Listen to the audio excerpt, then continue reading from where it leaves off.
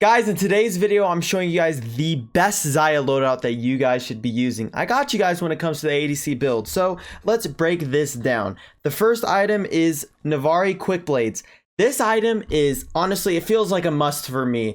I feel like this item really helps out Xayah in multiple ways.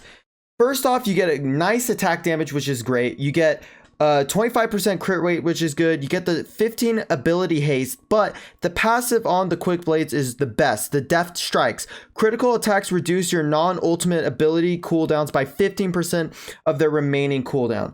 So what makes this so strong is, well, you're able to spam your feathers, your skill 2 and skill 3 a lot more, which is super viable. Also, this item is 300 gold cheaper than Infinity Edge, which means you could actually get this dragon or get this item before first dragon spawns. Second thing is the only difference between getting this item first before Infinity Edge is you only get 55 attack damage on an Infinity Edge. So you're only losing 10 attack damage for a lot better stats and a better early game power spike. Second up, you're going to follow up with the Infinity Edge because it gives great attack damage and crit rate. This helps reduce your cooldown when it comes to your skill 1, skill 2, and skill 3. These two items pair really well together. As well as the Charge Blade. The Charge Blade helps you get to 100% crit, especially when you're spamming your abilities, which means more damage output, and you're reducing your cooldowns because with your Navari Quick Blades, your critical attacks reduce your non-ultimate abilities by 15%. Lastly, you're going to want to get that Guardian Angel and Mortar Reminder. Guardian Angel is great because Xayah can sometimes need some extra help, and the Stasis helps with that as well. But the Mortar Reminder is fantastic for the Executioners and the Armor Penetration. Now, for the runes, you want to run Conqueror, Hunter Vampirism, Hunter Titan, and Sweet Tooth. You can switch out the Vampirism for Brutal if you want, but honestly, it's just preference. If you need to build, if you're against a composition that has a lot of 8P or AD, then I recommend you to run Hunter Vamp so you can build different type of defensive boots. Lastly, for the spells, you're going to want to run Heal and Flash or Barrier and Flash, depending on what your support runs, guys. I'm telling you guys, this build is absolutely insane. I've tried it in ranked, I've tried it in scrims and high elo games, and it's fantastic everywhere. So make sure to give it a shot and let me know down in the comments what you think of the build and what type of Xayah build you guys use, so I get to try out some of the builds you guys are creating. If you're new here, make sure to sub up. We're on the road to 50K subs. And with that, let's hop right on into the gameplay. Alright guys, we are now in the Xayah gameplay, and man, this build is absolutely cracked. Like I said, I've given it a lot of, I played it in a lot of games in high elo and in some scrims to really make sure I figure out how good this build truly could be. And it is very good. As you can see, with Rakan and Xayah, you're able to just kill people really quickly. Sadly, there was a big misplay here. Rakan should have let me get the kill when I flashed onto their support, because if I got the kill onto their support, I would have turned level 2 and Ezreal wouldn't have been able to kill me. So if I killed Senna, I would have turned level 2 and I would have killed Ezreal. But what's fine about this situation, guys, is that actually I already have 2 stacks of my Hunter Vampirism, which means I'm very strong. As you see, we're re-engaging again. I'm trying to stay behind my minions when I'm against an Ezreal. The reason why you want to do that is so that he can't land his skill 1s or Qs on you, and so you're able to out-trade him and stay safe. This Xayah build is very strong, especially paired up with the Rakan. As you can see, that's just another kill, and we're just snowballing people quite easily. I do recommend you guys, just in general, to play Xayah with Rakan. I personally don't like playing Xayah without Rakan. It doesn't feel as good. As you see right here, we just go get the gank onto Ezreal with Master Yi. I actually didn't really provide anything right there to the gank, which was like I missed my skill 1, so I couldn't really provide anything to the gank. But either way, we're super strong right now. We decided to recall so I could build my components for Navari Quick Blades. Now, I think the key thing that makes Navari Quick Blades the go-to item for Xayah is because you can get it before the first dragon fight. You can get it before first dragon fight. Infinity Edge is extremely it costs a lot. Like it costs 3,400 compared to quick blades. Quick blades cost 3,100, so it's a lot cheaper and it's a stronger power spike early game, for sure. So that's why I like that combo. And then going the Infinity Edge second, it pairs so well together because you're able to crit more, reducing your reducing your skill 1, skill 2, and skill 3 cooldown. So right here, we're trying to set up the wave to where we can go for another engage quite safely. So right here, you know, I'm trying to clear up the minions. I don't want them to have too big of a wave, and I back up kind of. I could have been a lot closer than I was, but I do get the root onto the Senna. We try to catch the Senna there, but I wasn't able to. Honestly, I was walking a little too far away than I needed to. We should have been able to actually kill them here. But I'm greeting it right here, and Rakan tries to go for the engage. I end up flashing, and man, I actually can't believe that Ezreal was able to live as long as he did right there. But honestly, we could have killed them a lot quicker. I stepped way too far away from Rakan when Rakan went for the engage. But as you can see, the components for Navari Quick Blades is not as bad in lane compared to going like when you're building Infinity Edge. The BF sword is really strong when it comes to the lane fates, but the components for the Quick Blade doesn't give you as strong as a power spike as just the BF sword alone. But since Xayah and Rakan are so powerful anyways, if you're able to just finish off the Quick Blades, it's just super good. Right here, you can see us just engaging again, and just deleting these guys in lane. Like, personally, when I like playing Rakan Xayah, I don't like playing against a Braum. So, boom, we just re-engage right here, and we get another kill. It was pretty disgusting. I tried to assist with the Evelynn, but the Evelynn actually gets a good ult over the wall. But yeah, I really like banning Braum. So if you're playing with one of your friends, guys, you're playing Xayah, and you're playing with your friend, and you're like, alright, let's play Xayah Rakan, I recommend you ban the Braum. The Braum is a little annoying to deal with, even for me personally. So I just recommend you to ban that if that's something you do want to ban. For sure. So another thing is some people might have questions on can you proc the charge blade efficiently for it to be worth? Well, yes. Okay, and the reason for that is when you build Navari Quick Blades and build the freaking charge blade, you're getting a lot of ability haste. Also, the charge blade will be the third damage item in your build, getting you to 100% crit rate, which allows you to reduce your ability cooldowns quicker. And the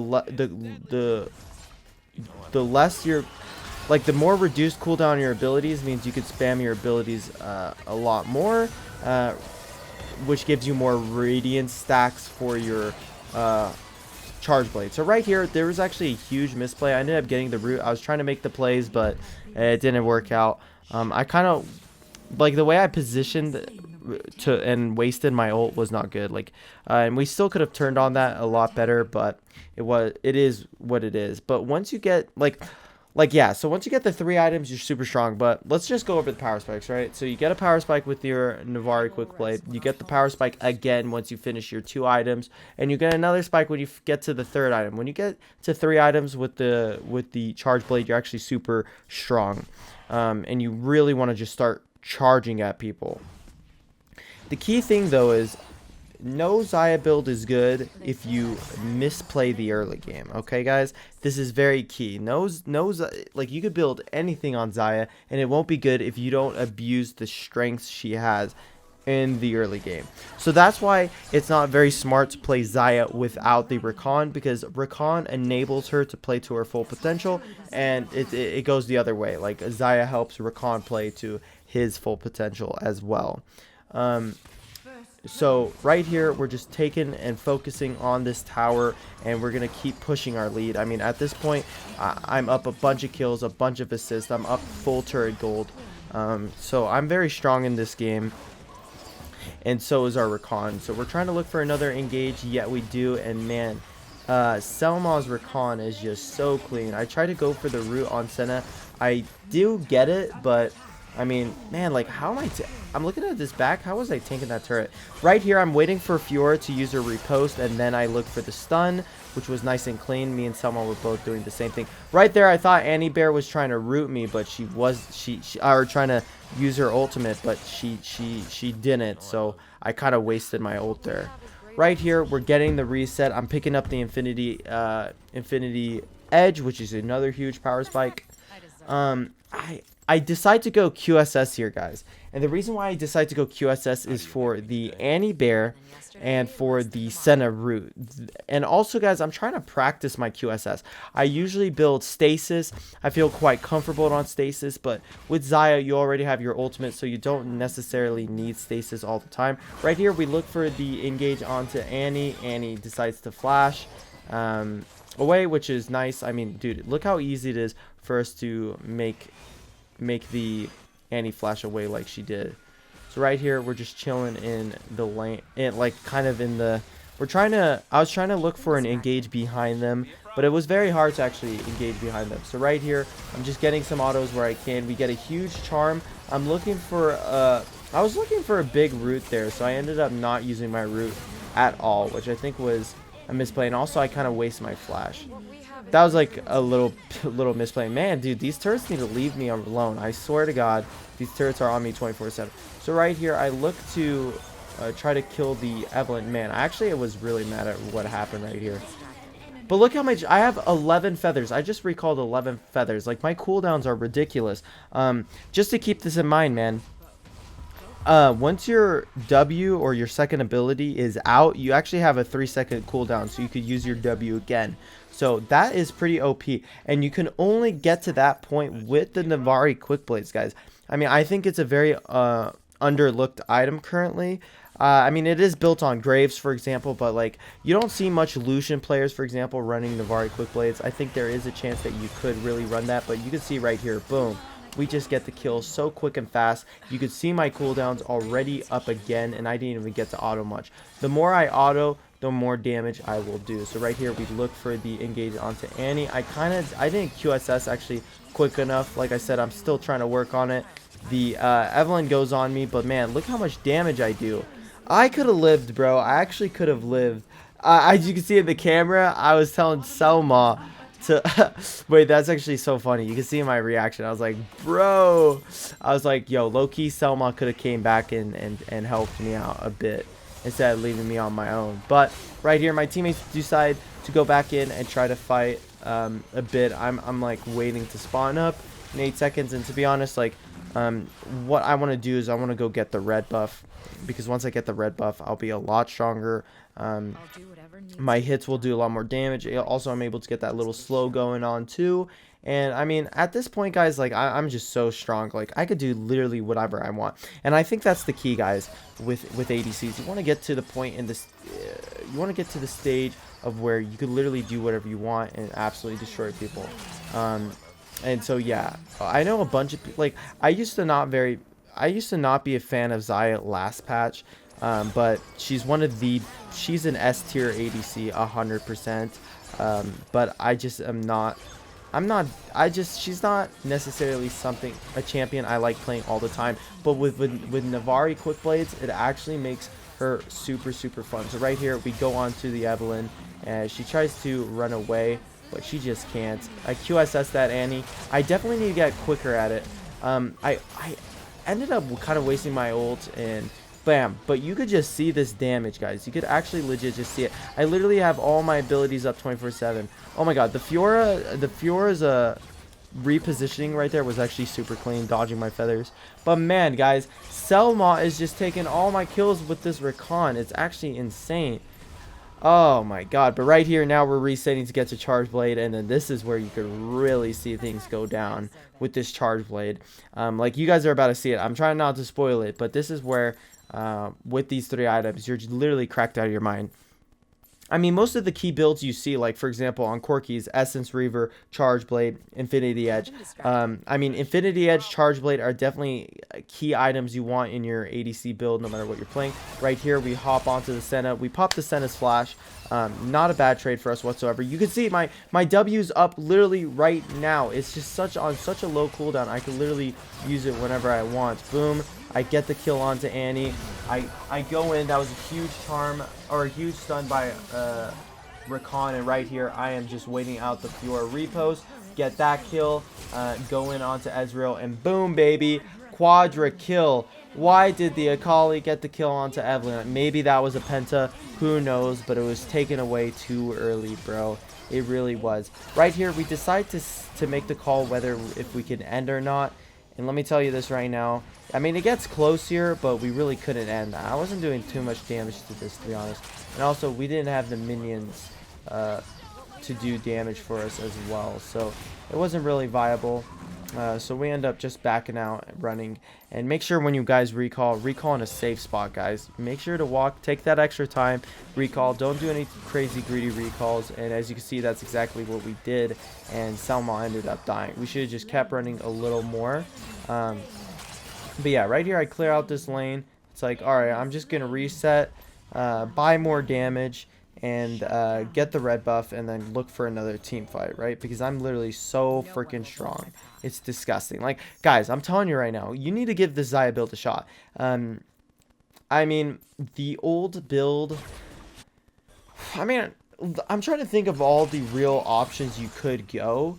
But I don't recommend Essence Reaver, right? We were messing around with Essence Reaver a little bit, but you don't really need that mana siphon that you get on the Essence Reaver compared to the Death Strikes you get on the Navari Quick Blades. That helps you with your cooldowns, and I feel like Xayah definitely has a problem with her cooldowns.